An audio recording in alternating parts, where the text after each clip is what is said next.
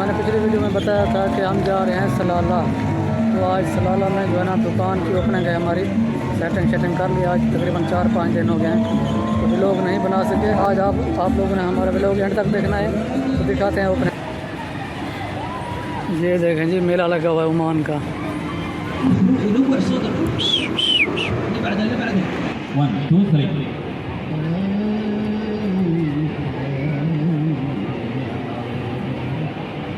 تشوه سمعي روح خلاص. تعالوا كلكم مرة ثانية يلا حيوهم الحين حيوهم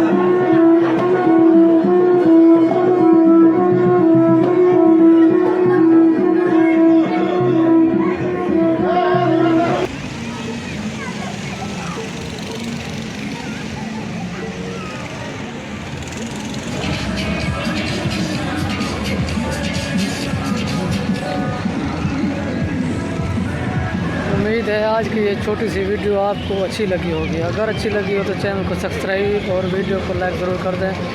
मिलते हैं next video में। ओके, अपना ख्याल रखिएगा। Bye bye.